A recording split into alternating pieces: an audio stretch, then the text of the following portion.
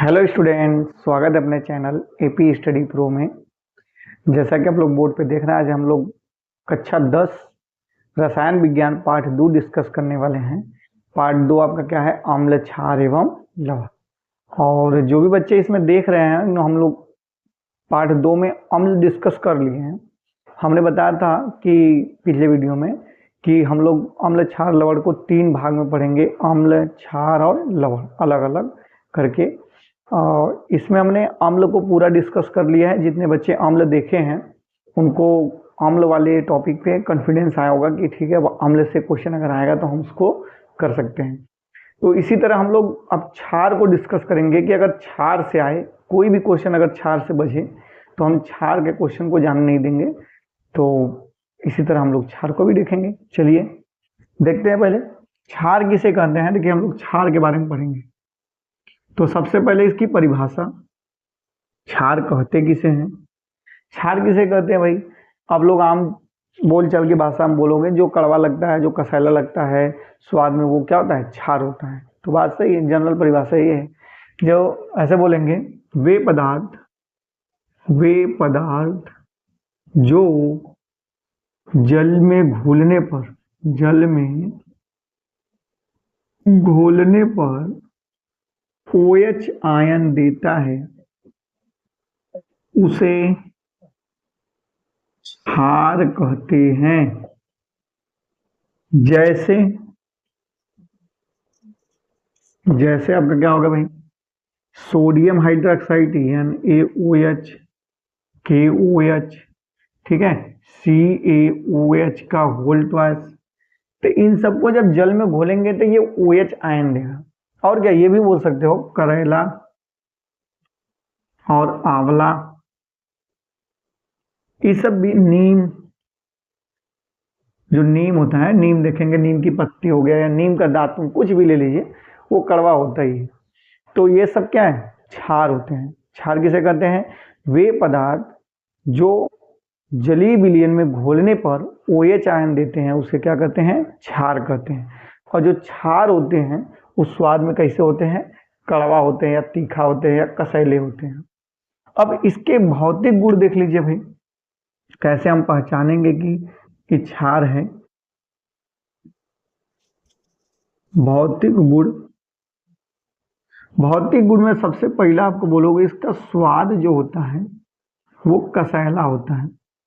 कसैला, इसी को तीखा भी बोलते हैं, ठीक है। कसैला, तीखा या कड़वा, ठीक है, यही बात है। तो इनका स्वाद कैसा होता है? तीखा होता है, या कड़वा होता है, या कसैला होता है। और दूसरी बात क्या बोल सकते हो? ये जल में कौन सा OH आयन, जल में OH आयन देते हैं। ये जल में क्या देता है? OH आयन देता है, ठीक है। और क्या बोल सकते हैं? जब इनको हम जल में घोलेंगे ना, तो जैसे जल में घुलने के बाद, जैसे साबुन को जब हम जल में घोलते हैं तो साबुन जल में घोलने के बाद देखो हाथ में फिसलन आ जाती है ना, उसी तरह क्षार को जब जल में घोलोगे तो हाथ में फिसलन सी होने लगती है। तो बोलोगे जल में घोलने पर साबुन की तरह फिसलने लगते हैं, यही बात है, ठीक है। और इनका चौथा पॉइंट, इनका pH मान जो होता है 7 से अधिक होता है। 7 से क्या होता है भाई? अधिक होता है। तो आप कहोगे कंफर्म कि हाँ भाई ये क्षार है। एक बार फिर से देख लीजिए, क्षार किसे कहते हैं? वे पदार्थ जो जल में घोलने पर OH आयन देते हैं, उसे क्या कहते हैं? क्षार कहते हैं। बहुत लोग इसकी परिभाषा ऐसे भी बोल सकते हो, वे पदार्थ जो जिनका स्वाद कड़वा होता है और जलीय विलयन में घोलने पे OH आयन देते हैं, उसे क्षार कहते हैं। अब क्षार के भौतिक गुण क्या होता है? ये स्वाद में तीखा या कड़वा होता है, जल में घोलने पे OH आयन देता है, जल में घोलने पे साबुन की तरह फिसलने लगता है, और इसका pH मान 7 से अधिक होता है। एक और भी इसका होता है, ये लाल लिटमस पेपर को क्या कर देता है? लाल लिटमस पेपर को नीला कर देता है। अम्ल क्या कर रहा था, नीले को लाल कर रहा था, और ये लाल लिटमस पेपर को ही क्या कर देता है, नीला कर देता है। ठीक है, इसका स्क्रीनशॉट लीजिए। तो फिर आगे बढ़ें।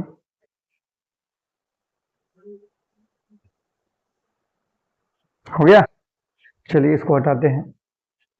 तो क्षार किसे कहते हैं हमने ये देखा, और क्षार के हमने भौतिक गुण देखा। अब क्षार के रासायनिक गुण देखते हैं। तो क्षार के रासायनिक गुण क्या होते हैं भाई, क्षार के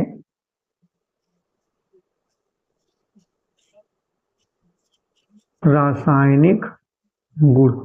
तो क्षार के रासायनिक गुण में हमको ज्यादा नहीं पढ़ना है, केवल 3 पढ़ना है। क्षार की धातु के साथ क्रिया, और क्षार का धातु ऑक्साइड के साथ अभिक्रिया, और क्षार का आपका अम्ल के साथ अभिक्रिया।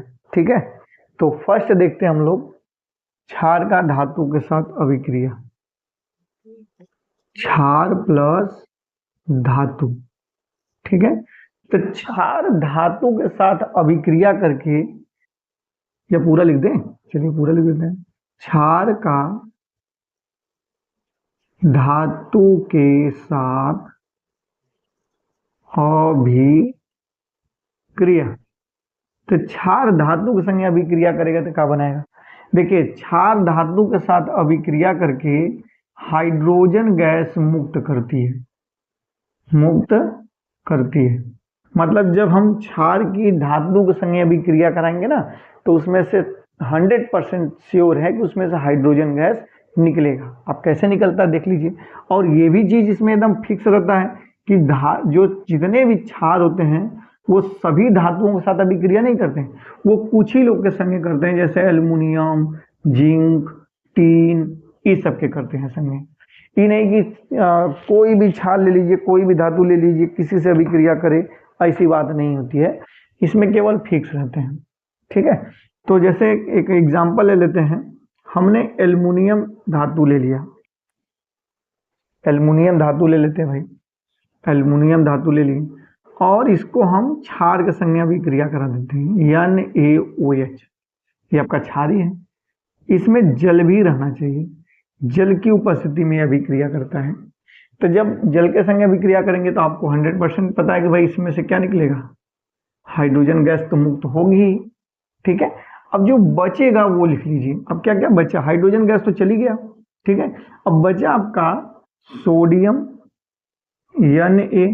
ठीक है, अब सोडियम के बाद देखिए आपका क्या रहता है, सोडियम फिर एल्युमिनियम भी है, सोडियम AlO2। ठीक है, सोडियम NaAlO2, इसको बोलते हैं सोडियम मेटा एल्यूमिनेट। मेटा क्यों बोलते हैं, जब यहाँ पे ना ऑक्सीजन 2 होता है उसको बोलते हैं मेटा एल्यूमिनेट। ठीक है, तो आपका हो गया इसका नाम है sodium Meta aluminate. Sodium Meta aluminate बनाता है। तो क्या ये समीकरण संतुष्ट है, बैलेंस है, देख लीजिए। एक एल्युमिनियम, एक एल्युमिनियम, एक सोडियम, एक सोडियम, और ऑक्सीजन कट है 2 ऑक्सीजन, 2 ऑक्सीजन। ठीक है भाई, हाइड्रोजन यहाँ पे 3 है, यहाँ पे हाइड्रोजन 2 ही है। अब बैलेंस तो है नहीं, इसको बैलेंस करने के लिए यहाँ पे 3 कर दीजिए, यहाँ पे 2 कर दीजिए, यहाँ पे 2 कर दीजिए, और 3 दूनी के 6, और यहाँ पे 2, 3 दूनी के 6। अच्छा देख लीजिए फिर से बात 2 करके, एल्युमिनियम 2, तो इसके आगे भी 2 लिख दीजिए। एल्युमिनियम 2 ठो, एल्युमिनियम 2 ठो, सोडियम 2 ठो, सोडियम 2 ठो, 2 दूनी के 4 ऑक्सीजन, इसके आगे भी 2 लिखना पड़ेगा। 2 2 यहाँ पे, 2 यहाँ पे, 2 2 4। अब यहाँ पे हाइड्रोजन देखिए, 2 दूनी के 4, 4 2 6, और यहाँ पे 3 दूनी के 6 ऑक्सीजन हाइड्रोजन। तो ये समीकरण बैलेंस है। ठीक, पहला क्या कर रहा है कि जब हम एल्युमिनियम की अभिक्रिया किससे करा रहे हैं, क्षार से, जल के साथ करा रहे हैं, तो आपका सोडियम मेटा एल्युमिनेट बनता है और हाइड्रोजन गैस मुक्त होती है। देखिए हाइड्रोजन गैस निकल रहा है ना बाहर। ठीक, अब इसी तरह जिंक के संग अगर करा दीजिए, जिंक के साथ NaOH, तो आपका बनता क्या है, ये तो तय है कि हाइड्रोजन गैस पहले निकलेगा, निकाल दीजिए। अब बचा आपका क्या, सोडियम NaZnO बनेगा। ठीक है, अब यहाँ पे क्योंकि देखिए जिंक की बैलेंसी यहाँ पे इसके ऊपर दोनों ऊपर आएगी, तो ये 2-2 है। अब यहाँ पे बनेगा क्या, इसका नाम है देखिए सोडियम जिंकेट, इसको बोलते हैं सोडियम जिंकेट। सोडियम जिंकेट बनेगा और हाइड्रोजन गैस मुक्त होगा। बैलेंस है, एक बार चेक कर लीजिए, एक जिंक और सोडियम कितना है, ये जिंक एक ही है, सोडियम यहाँ पे 2 है ना, तो यहाँ पे 2 लिख दीजिए, 2 सोडियम, ऑक्सीजन कितना हो गया 2, हाइड्रोजन कितना है 2, बैलेंस है, तो ये आपका सोडियम जिंकेट बनता है। तो पहला रिएक्शन आपका कंप्लीट होता है कि अगर कोई भी क्षार धातु के साथ अभिक्रिया करता है तो आपका हाइड्रोजन गैस मुक्त होता है। ये क्लियर है। अब नेक्स्ट क्वेश्चन, इसी का नेक्स्ट रिएक्शन, इसको हटा देते हैं, इसका स्क्रीनशॉट ले लीजिए। तो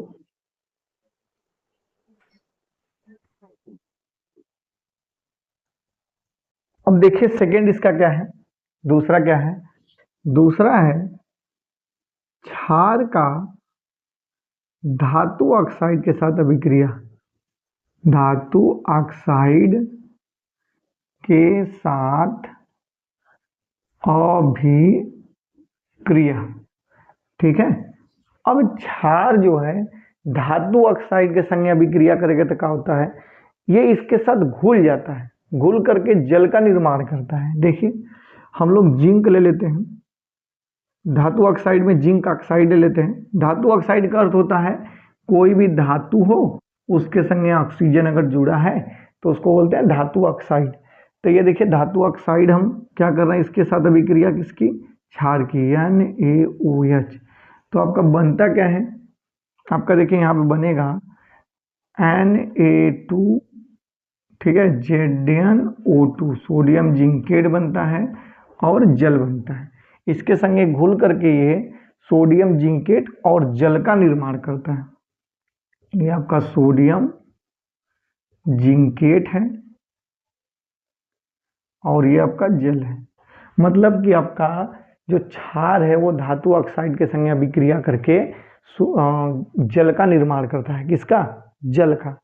तो ये हो गया आपका रिएक्शन दूसरा। तीसरा एक रिएक्शन है कि जब क्षार धातु है, तीसरा ही, इसको हटा के देख लेते हैं क्योंकि तीसरा में, अब तीसरा जो पॉइंट है इसकी रासायनिक गुणधर्म का, वो क्या है भाई, तीसरा आपका है कि क्षार जो है अम्ल के संग अभिक्रिया करेगा तो क्या बनेगा। तो आपको बता दें कि अगर क्षार अम्ल के संग अभिक्रिया करेगा तो लवण प्लस जल का निर्माण होता है, किसका, लवण और जल का। तक देखिए यहाँ पे कोई क्षार ले लीजिए, NaOH प्लस HCl, आप लोग अम्ल ले लीजिए, तो अब बनेगा क्या, NaCl प्लस आपका H2O।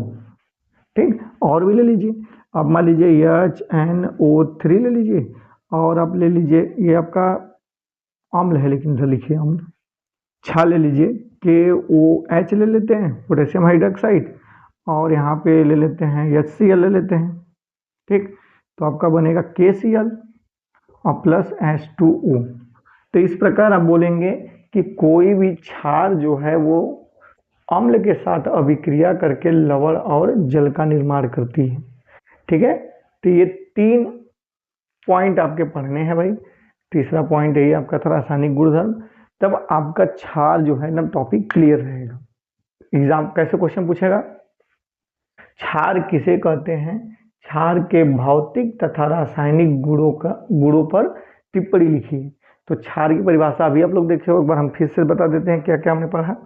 क्षार किसे कहते हैं, पहले क्षार जो जलीय विलयन में OH आयन देता है उसे क्या कहते हैं, क्षार कहते हैं।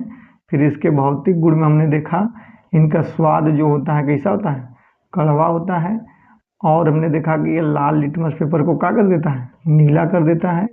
और फिर इसके रासायनिक गुण में हमने ये पढ़ा, रासायनिक गुण में हमने देखा पहला किससे, क्षार का किसके साथ, धातु के संग अभिक्रिया, तो धातु का विक्रिया संज्ञा देखा तो इसमें हाइड्रोजन गैस निकल रहा था। दूसरा हमने देखा क्षार की अभिक्रिया किसे, धातु ऑक्साइड, तो धातु ऑक्साइड के संज्ञा हमने देखा तो उसमें भी हाइड्रोजन गैस ही दे रहा था। और तीसरा हमने पढ़ा कि क्षार की अभिक्रिया अम्ल से कराने पे क्या बना था, लवण और प्लस जल का निर्माण, सॉरी इसमें जल बन रहा था ना, जल का निर्माण होता, इसमें भी जल बन रहा है। तो ये 3 चीजें हमने पढ़ा, यही आपका क्षार से बस इतने ही क्वेश्चन पूछते हैं। ठीक है, तो आशा करते हैं आप लोग को समझ में आया होगा। वीडियो देखने के लिए धन्यवाद। अपने संगी और दोस्तों को भी शेयर कीजिए जिससे कि चैनल आगे ग्रो हो। थैंक यू, धन्यवाद।